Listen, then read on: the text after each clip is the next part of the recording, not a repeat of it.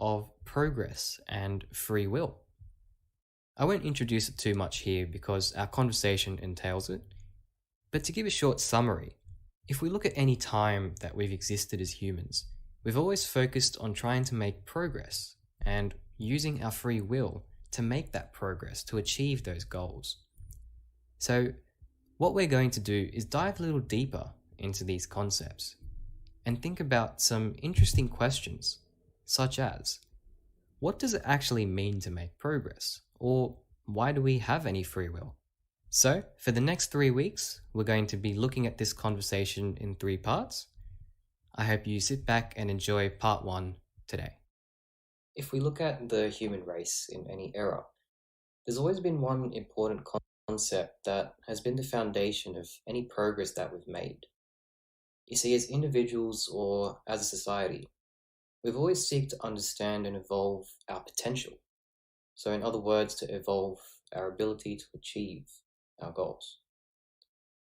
The concept that has always been the foundation of this is free will. So let's explore the concepts of progress and free will to ultimately understand 2 key questions. What is the true meaning of progress? And what is the purpose of having a free will? Today, I'm joined by Abhinav Kishore from Sydney, Australia, a software engineer. Thanks for joining us today. Thanks for having me. And let's get straight into it.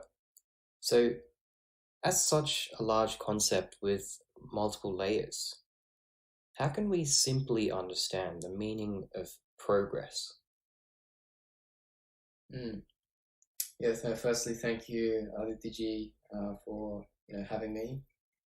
Very honoured to be here. You've kind of started on a very interesting question. Arguably the most important one, which is how do we define progress? It's hard to give an answer that matches with everyone's stage in life without first considering different kinds of progress that people are looking for in their life. If you're a student, you're probably looking for intellectual progress. If you're a manager, you're probably looking more for progressing in terms of your emotional intelligence, perhaps, so that you can better understand what your peers require, what your reports need. If you're an engineer, perhaps like myself professionally, there's different kinds of ways you define progress. Maybe it's reaching the goals that your team has. But at the end of the day, it's important to take a step back and realize, I think, that progress and what we do in society, that there is a bit of a distinction or a gap between the two. Like, to kind of give an example, I'd say, if you're a CEO of a large company, and people look up to you, they think that you've progressed a lot, and you definitely have in one dimension of life. But then if you walk out the front door of your company and then you start yelling at people, perhaps that, you're lacking progress in a different area of life. So, when you ask the question of how to define progress, we also almost need to define what life is first and the different facets and dimensions of life. And I think to keep it simple, there's 3 main facets. If you look at the deeper philosophy of humanity, we've kind of identified 3 key things, I think. Physical, mental, and spiritual. And what I have kind of noticed in, studying and looking at some of the people who I really admire is that no matter how far you go in any field or domain, progress ultimately becomes about mental fortitude and about spiritual understanding. So to kind of explain those, mental fortitude meaning, your ability to keep going and overcome any obstacles, and spiritual understanding in terms of, having a deeper understanding of yourself and what you're capable of. So if you kind of look at these 2 things, you can see it very well represented in many of the successful people around the world today. You have, great sportsmen and sportswomen people who are just, sports people, I should say, who, just do incredible things with the human body. You have intellectually gifted and talented people, people like Isaac Newton, Albert Einstein, who even though, they're not with us anymore, they are with us in every, aspect of our life. Their theories are reflected and utilized. So everywhere you see, there people have to reach this point of mental fortitude, of being able to overcome, and also a point of understanding what they are and what they are capable of. And I think, as a youngster, and I'm still, I'm not like old or anything, but as a person trying to understand it myself, I think that's where, the ancients really interest me, and the way that they discovered progress in a spiritual sense.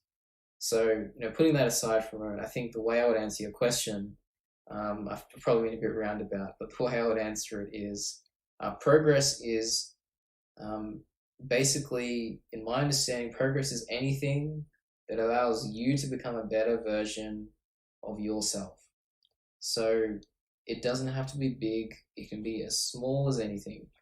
But as long as you can go to bed and you can say to yourself, today I did something and the way I lived was even a little bit better than yesterday, then I think you progressed. Because progress, I don't think should be measured by social terms. I think it should be measured by human terms. And the most human thing and the most human things are not really physical. They're very much, within you. The way you think, the way you act, the things that you achieve are reflections of who you are inside. So I think progress is anything that makes you a better version of who you are. And the way I would explain that is anything that allows you to overcome the things which are holding you back, or anything that gives you a better understanding of who you are and what you are. So yeah, I think rather than overcomplicating it and saying progress is, this much money or this much success, I think it can be very simple. And I think the most successful people do tend to just look at progress in little steps. Yeah, as you've put, there's really a lot of layers as we look at progress. And you unraveled a few wonderful concepts there, which was mental fortitude and understanding yourself. And ultimately, if we look at progress in that simple way of just being able to become a better version of ourselves every day and overcoming things, it kind of leads into our next question, which also links with mental fortitude. So we'll start with there. And what I wanted to ask you is, it's kind of easy to fall into sort of undesirable cycles of bad habits and feeling bad about ourselves for not making progress, not achieving the things we set out to do. Maybe with a daily goal in mind, weekly goals, monthly goals, however we set ourselves. And these bad habits can hinder our progress. So the question is, how can we stay motivated? How do we stay motivated to make progress in our lives, to stay sort of strong mentally, have that mental fortitude every day? How can we stay strong every day and make progress? Yeah, right. Very important question, obviously. And, I've actually been on break this week from my workplace, and it's something I've been thinking about a lot as well. What motivates me. And, I was actually talking to a member of our community recently about something similar. She was saying to me, she's a young girl, and she was saying to me, I sometimes struggle to find motivation to change my habits. And, if you look at it, motivation is a very selfish thing. Motivation is often the way that society expects us to be motivated is very focused on yourself. Like, okay, I need to become this, I need to become that, I need to do this. And as spiritual seekers, and myself, I obviously consider myself an aspiring spiritual seeker. Anything that has a lot of eyes in it, it has a certain smell to it. And that smell is of uh, something that is very focused on self, and on achieving something for yourself. Um, and it's interesting. It's almost ironic because in spirituality and in when we talk about the deeper kind of progress as a person, you're always focused on overcoming things within you, and you're very much focused on understanding yourself. But the question is, what is your motivator? Does that have to be you, or should it be something else? So, in what I've understood, I think the best motivation is motivation that is not tied to you.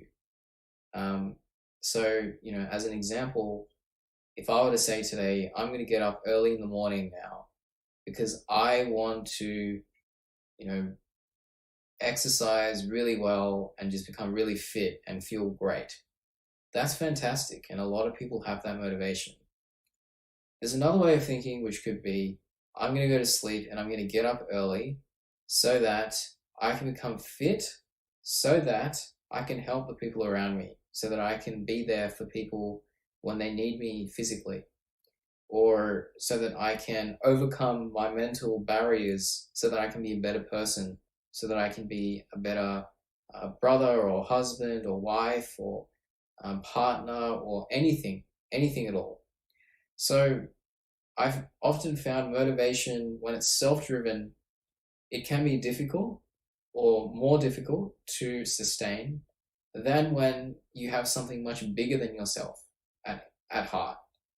The people who have changed the world, the revolutionary thinkers, the revolutionists, you could say, they've always had humanity in mind.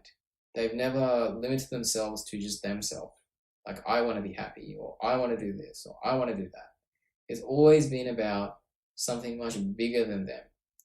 And I think that makes motivation a lot easier because it gives you a much more truthful way of living your life. Because at the end of the day, the achievement of any of your goals is not just going to affect you, it will affect the people around you, as well as the failure that you may perceive to be failure, but is more like a stepping stone. Everything you do affects the people around you. So keeping the people around you in mind and kind of having this wider, broader way of thinking, I think is more close to the truth as well. In terms of, okay, I want to do this for myself. Yes, that's absolutely fair. And that's absolutely, a way that we all motivate ourselves day to day because we're trying to challenge ourselves and we're trying to overcome and become better versions and all of that. But the primary thing is, why are you doing that? If it's just focused on you and you, then there's always going to be a bit of a limitation. But if instead you're focused on something bigger than you, then I think it becomes much easier. Another way of thinking about it is, rather than focusing on the end state, focus on the journey. That's almost more enjoyable than the destination. If you're a runner, you can focus on the finish line and just think about the finish line, and that can be your motivator. And as soon as you hit the finish line, you're done. But you can also just enjoy the environment as you're running. You can look around you, you can notice the birds, you can notice the trees, and then even if you hit the finish line, you'll keep going. Like, it's your motivation is much bigger than any endpoint. So I think that's the key thing that I'd say. Like, motivation should be large. It should be so vast that there's just, you love it and you're passionate about it. And you don't do things because other people tell you. You find the motivation inside yourself by thinking more broadly and wider. I also think there's another part to your question about breaking cycles.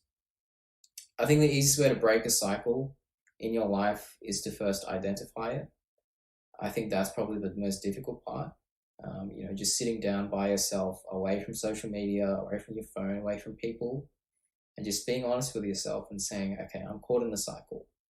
And one exercise I try to do sometimes is I'll get a blank piece of paper and I'll write down, what is my ideal day? What does that look like? And after doing that, so much clarity enters my head, because it's like I have an innate understanding of what I need to improve and where I'm going wrong. And that's in itself an answer. And if I don't have an understanding, I can speak to the people around me. I can research. I can find out what I should put on that piece of paper. So, trying to treat yourself as another person, because you're a person, and just, coaching yourself. Like, okay, what is the ideal day for Abhinav?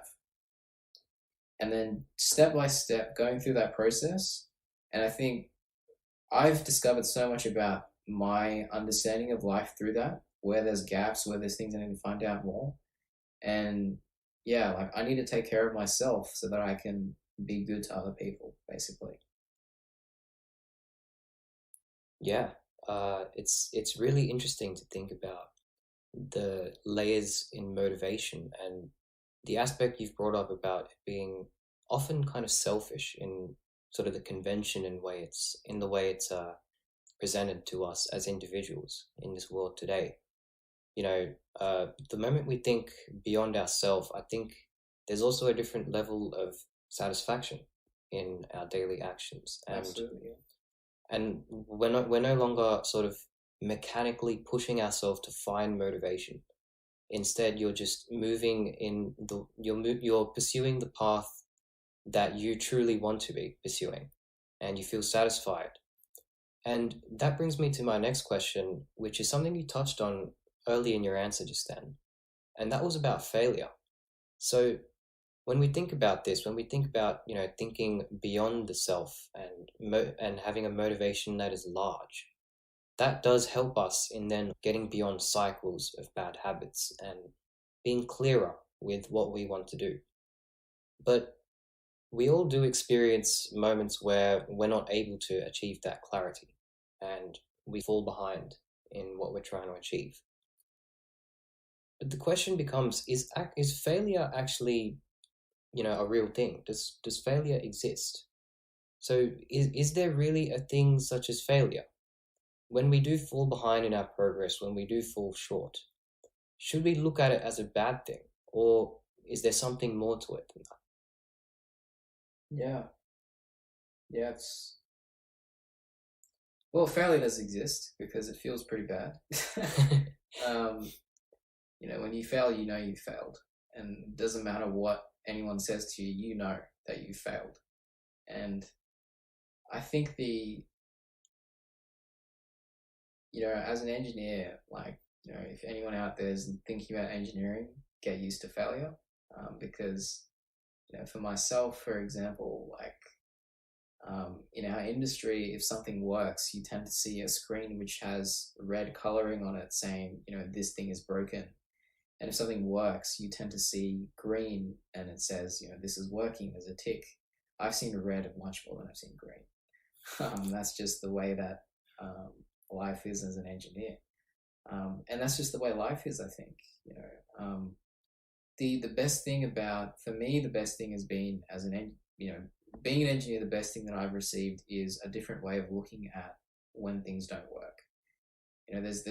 I've been very lucky to work with many kinds of engineers now, and the most incredible engineers I've worked with, they kind of pursue red more than green, because they are looking for failure points in the system that they are building. They want to understand where it doesn't work so they can fix it, so that they can make the lives of customers more consistent and happy. So failure is information, as far as I'm concerned, from my perspective. And it's very easy to say that, but the point of the matter is, if you are perceiving something as failure, usually it's telling you have a bit of a distance to walk. And that is very valuable information, very valuable feedback, because let's say that, you just keep seeing success after success after success.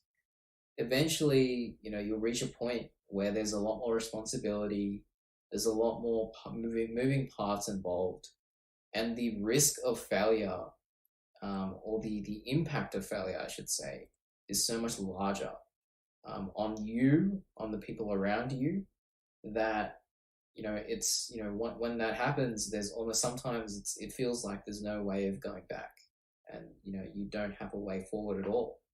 um, but that's why any failure should be treated very respectfully. I think you should feel bad, that's important, and you should try to understand why you feel bad, because that's information. Like, maybe you feel bad because you felt like you could have worked a little harder. Maybe you feel like it's a silly mistake, so you need to practice more again. Yeah, failure is information. Like, I think what's important is, fail a lot, and that will harden you. If you fail to make a cake in the way that you intend 20 times, then when you do make it right, you'll have completely understood all the mechanics of making a cake, baking a cake. And the confidence you'll have will be so vast that you can start a YouTube channel and say, this is how you make a cake, and here's all the things to be careful about. So immediate perfection is actually imperfect, I think, because you don't have a complete understanding of all the things that could go wrong. And I'm never going to trust a person as an engineer who, only understands how things work rather than how things can't work. Because if you understand both things, only then do you have all the knowledge that you need to make sure something is actually working. Otherwise, you might see green, but it might be that something is actually not working as intended, in either case. So, false confidence is more damaging than anything. You could walk into a room, talk to everyone in a certain way, and then when you leave the room, maybe everyone doesn't like the way you are as a person, but you think you've done a great job. And that's the worst thing. If you find out a year later, all the people you work with think that, you're not a great person, or that, you have certain qualities they don't admire, they don't like, which makes them avoid you, then what was the point of all that false thinking that, I'm succeeding every day in the way I communicate? So failure, feedback, and what we call, thinking about growing yourself is much more important, I think. Especially in competitive environments, failure is, very difficult to take, but, it's so, you're lucky. Like, if you finish a race and it's gone perfectly, well, what's next? But if you finish a race and you feel like there's part of it you could have improved, there's a failure point, then that's a blessing. Like, you have a way to improve, to get better. So I think it's a matter of perspective, as everything is in life, and it's easier said than done. But the truth of the matter is, you're being given information, so you should treasure it, and you should think about what information you're being given, I think. Yeah, in my personal experience, I would definitely agree that like we should really try and treasure it as information, because like personally what I've seen is, well, in my limited experiences, that success or failure, ultimately they're experience. They're a way of teaching us how to do better. Yeah. Whether it is success or failure, like experience is the best teacher. We always hear that. Yeah.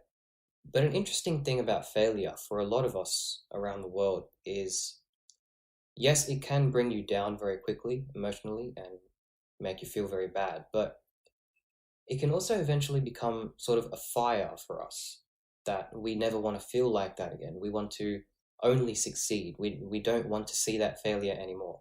It becomes a motivator. So what are your thoughts on seeing failure as a point of motivation? Do you think it's a good thing? Oh, that's very interesting, actually. Um, I think I would say,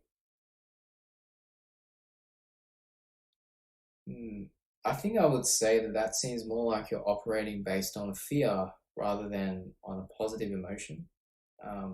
Yeah. And even if you reach that point where, you're not failing, you're always going to be scared. So even if you're moving forward in life, you're always going to be thinking about that impending failure that you're trying to avoid, which doesn't seem very healthy to me emotionally or mentally for a person, I should say. I think instead, like, I think it's also important to understand that there's very few failures that you can make in life that are, completely detrimental. Most of the failures we have in life, you can recover and you can move forward and learn from it. Most of them. The more, damaging ones or the more involved ones, absolutely, it can be difficult to, go back. But even then, in those, there's such a deep and meaningful learnings that, you can immediately, just even by sharing your experience, you can help a lot of people. So I don't think failure should ever be a motivator. I think it should be an educational piece. But the goal should always be a lot bigger than failure, I think. Because failure, yes, it gives you very valuable information. And in a way, you could say that, sometimes people search for failure as points of feedback. But, why are you searching for that feedback? What are you trying to move towards is more important. And that's motivation, I would say. Again, that's just my perspective. Like, if you're out there and you feel like failure is helping you in where you are, is a motivator, perhaps it's good for you now. But I think in the long term, it's probably going to be damaging rather than helpful. Well, folks, that brings us to the end of our first part of this 3-part conversation on progress and free will. I think today we learnt 2 key things about how we can look at progress. The first thing is, it's important, as Abhinav said, that we have an ideal day and an understanding of what we want to do each day for us to feel like we're moving towards our goals. But most of all, the 2 key things is, number 1, keep progress as simple steps. Day by day, work on yourself, work on the things you want to do. And the second thing, when we face hurdles, when we have failure, we should try our best. It does feel bad to fail and to fall short. It's common for all of us. But the quicker we're able to view those experiences as information and to use it in a way that it can improve ourselves, that's a huge form of progress and advancement for us as individuals. So, I hope you all enjoyed this first part, and we'll see you again next week for part 2 on our conversation on progress and free will. So, Jai Gurudev, and we'll see you next week.